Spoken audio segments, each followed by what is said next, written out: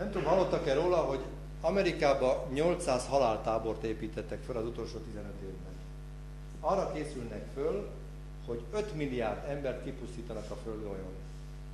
Georgiában kőbevésve egy hatalmas nagy szobron be van írva, a Földön csak 500 millió embert hagyunk életbe, többi ki lesz pusztítva. Kőbevésve mindenki megnézheti Georgiában ezt a követ. És ennek a tervnek megfelelően világszerte építik a tömegpusztító táborokat. Magyarországon is felépítettek egyet, Pomázzal szemben Duna másik oldalán van egy hatalmas nagy koncentrációs tábor, megyünk tovább, amelynek 6 méter magasságú, befelő hajló szöges drótjai vannak. Ez a beléptető ez a beton monstrum, amit itt lehet látni, ez a beléptető kapu. Menjünk tovább. A szöges drót mögött lehet látni egy 8 méter szélességű aknamezőt, és a felfutó sáncot. És mögötte minden lapos tetők, aminek a tetejére gyönyörűen elférnek a géppuska állványok.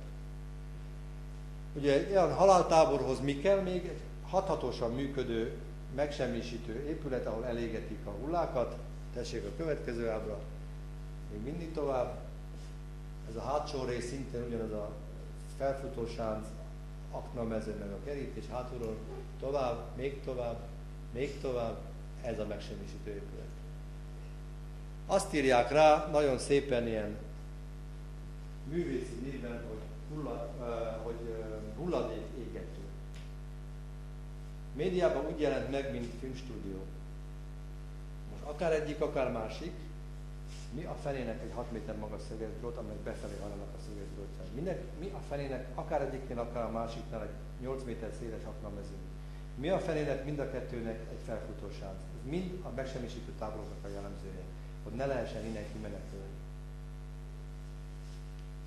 Ha megnézik a Hun televíziót, ezen a honlapon mindenki hozzáférhet, van rajta egy 44 perces összefoglalás az amerikai haláltáborokról. Egyik haláltáborokban több százezer koporsó van már készítve. Ez a magyarországi haláltábor teljesen precízen, építészileg megfelel azoknak az amerikai haláltáborok. Teljesen ugyanúgy néz ki, semmi különbség nincs a kettő között. Mind a kettő autópálya mellett van, mind a kettőbe sínekkel be lehet venni, vonattal be lehet szállítmányokat vinni, és mindegyiknek van egy hatalmas föld alatti rendszer. És ismerem történetesen azt az embert, akit építészmérnökként dolgozott, és mondta, János, ez valóban a megsemmisítő tábor. Menjünk tovább. Még. 2050-re ez vár ránk. Most aki azt hiszi, hogy csak imával, meg könyörgéssel az Istenhez meg tudjuk menteni a magyarságot, akkor téved. Ha nem fogunk tudni olyan szinten összefogni, hogy ezeket a veszélyeket közösen elhárítsuk, akkor valóban fönnáll ennek a tényállása. És akkor már csak rezervátumokban ugyanolyanok leszünk, mint szerencsétlen Dakota testvéreink Észak-Amerikában. 2014-ben jön Magyarországra az a moratórium bevezetése, ami szabaddá teszi a magyar földnek a fölvásárlását. Magyarországon a 93 000 négyzetkilométerből pillanatnyilag 7,7 millió hektár termőföld van. Ebből már az előző 2 kormány ideje alatt több mint 1 millió hektár vettek meg a külföldiek. Még hol vagyunk a moratóriumtól? Ezek között vannak olyan területek, például a Benetton által fölvásárolt területek, ahol a falu és a falu közötti temető között becsúszott ez a privát rész, és nem engedi meg a falu lakosainak, hogy elmenjen a temetőbe a saját sírjait meglátogatni.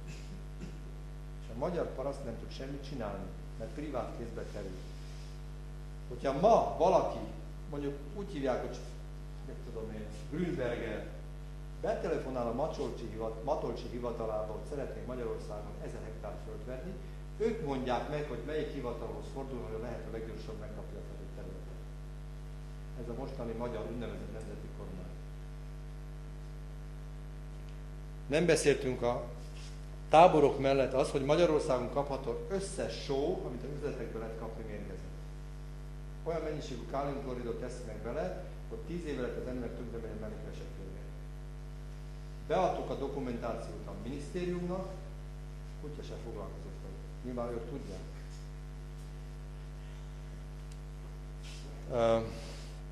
Magyarországon tavaly azt mondták a minisztériumban, hogy Magyarországnak a lakossága 10 millió alá csökkent. érdekes módon 13,5 millió tajkát tartottak ki. És Magyarországon városok mellett megnézik, majdnem minden városon hatalmas nagyságú szatellitvárosok jönnek létre, ilyen 200-300 ezeres, 500 ezeres villákkal, esetleg helikopter leszállópályán a tetején, és elmennek oda sétálni, vagy nem jutnak be, nem is engedik be az ember, vagy ha bejutnak, akkor nem magyar arcú embereket látnak ott játszani az utcákon. Magyarország olyan végveszélybe került, hogyha nem tudunk összefogni, akkor elveszik a hazánk. Szóval ez a következő évszázad most előttünk van, nem arról szól, hogy most 100 eurós vagy 200 eurós lesz a fizetés, a 2014-es választás arról szól, hogy lesz-e Magyarország, vagy nem lesz Magyarország. És itt össze kell fogni az agymosott Csonka Magyarország területén levő népekkel, ugyanúgy, mint a vidéken, a periférián szétszorodott, leszakított magyar népekkel. Ha nem tudunk egységbe zárodni és komoly erőt képviselni, és összefogni a huntestvéreinkkel, akkor kinyírnak minket, mint a radorgumit, eltakarítja a papír ceruzacsíkot. Az ember tanácstalan, hogy mit lehet ilyenkor csinálni. Mi megpróbáljuk a lehetetlent. Nem tudom, hallottak-e róla, hogy Amerikában 800 haláltábort építettek föl az utolsó 15 évben. Arra készülnek föl, hogy 5 milliárd embert kipusztítanak a földgolyón. Georgiában kőbevésve egy hatalmas nagy szobron be van írva, a földön csak 500 millió embert hagyunk életbe, többi ki lesz pusztítva. Kőbevésve, mindenki megnézheti Georgiában ezt a követ. És ennek a tervnek megfelelően világszerte építik a tömegpusztító táborokat. Magyarországon is felépítettek egyet, Pomázzal szemben Duna másik oldalán egy hatalmas nagy koncentrációs tábor, megyünk tovább, amelynek 6 méter magasságú, befelő hajló szöges drótjai vannak. Ez a beléptető koloszmum, ez a beton monstrum, amit itt lehet látni, ez a beléptető kapu. Menjünk tovább. A szögesdrőt magot lehet látni egy 8 méter szélességű aknamezőt, és a felfutó sáncot. És mögötte minden lapos tetők, aminek a tetejére gyönyörűen elférnek a géppuska állványok. Ugye ilyen haláltáborhoz mi kell még? Egy hathatósan működő, megsemmisítő épület, ahol elégetik a hullákat. Tessék a következő ábra. Még mindig tovább. Ez a hátsó rész szintén ugyanaz a felfutó sánc, aknamező meg a kerítés hátulról. Tovább, még tovább, még tovább. Ez a megsemmisítő épület. Azt írják rá nagyon szépen ilyen művészi néven, hogy hulladék égető. Médiában úgy jelent meg, mint filmstúdió. Most akár egyik, akár másik, mi a fenének egy 6 méter magas szögesdrót, amely befelé hajlanak a szögesdrótjai. Mi a fenének akár egyiknél, akár a másiknál egy 8 méter széles aknamező. Mi a fenének mind a kettőnek egy felfutó sánc. Ez mind a megsemmisítő táboroknak a jellemzője, hogy ne lehessen innen kimenekülni. Ha megnézik a Hun televíziót, ezen a honlapon mindenki hozzáférhet, van rajta egy 44 perces összefoglalás az amerikai haláltáborokról. Egyik haláltáborokban több százezer koporsó van már készítve. Ez a magyarországi haláltábor teljesen precízen, építészileg megfelel azoknak az amerikai haláltáborok. Teljesen ugyanúgy néz ki, semmi különbség nincs a kettő között. Mind a kettő autópálya mellett van, mind a kettőbe sínekkel be lehet venni, vonattal be lehet szállítmányokat vinni, és mindegyiknek van egy hatalmas föld alatti rendszer. És ismerem történetesen azt az embert, akit építészmérnökként dolgozott, és mondta, János, ez valóban a megsemmisítő tábor. Menjünk tovább. Még. 2050-re ez vár ránk.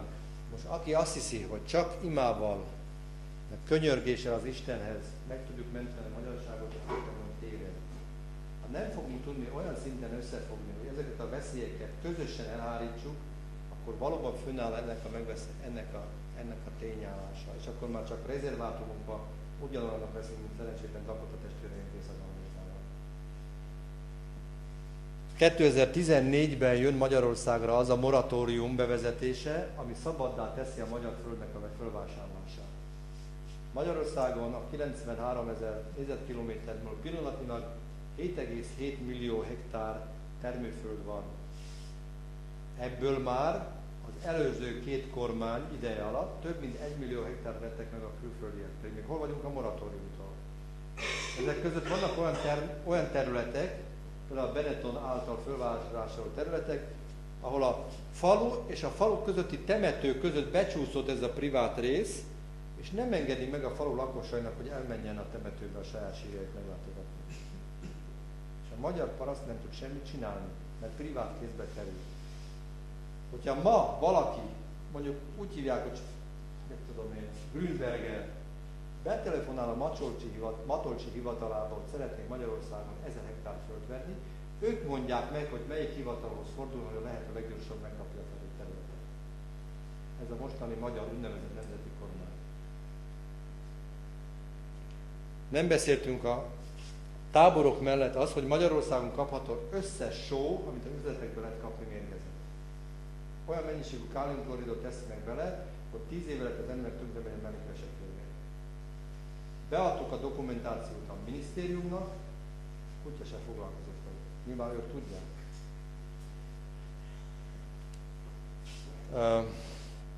Magyarországon tavaly azt mondták a minisztériumban, hogy Magyarországnak a lakossága 10 millió alá csökkent. Csak érdekes módon 13,5 millió tajkát tartottak ki. És a Magyarországon városok mellett megnézik, majdnem minden városon hatalmas nagyságú szatellitvárosok jönnek létre, ilyen 200-300 ezeres, 500 ezeres villákkal, esetleg helikopter leszállópályán a tetején, és elmennek oda sétálni, vagy nem jutnak be, nem is engedik be az ember, vagy ha bejutnak, akkor nem magyar arcú embereket látnak ott, hogy játszani az utcákon. Magyarország olyan végveszélybe került, hogyha nem tudunk összefogni, akkor elveszik a hazánk. Szóval ez a következő évszázad most előttünk van, nem arról szól, hogy most 100 eurós vagy 200 eurós lesz ez fizetés, a 2014-es választás arról szól, hogy lesz-e Magyarország, vagy nem lesz Magyarország. És itt össze kell fogni az agymosott Csonka Magyarország területén levő népekkel, ugyanúgy, mint a vidéken, a periférián szétszorodott, leszakított magyar testvérekkel. Ha nem tudunk egységbe zárodni és komoly erőt képviselni, és összefogni a huntestvéreinkkel, akkor kinyírnak minket, mint a radorgumi, eltakarítja a paklit ceruzáról, ceruzacsikot. Az ember tanácstalan, hogy mit lehet ilyenkor csinálni. Mi megpróbáljuk a lehetetlent.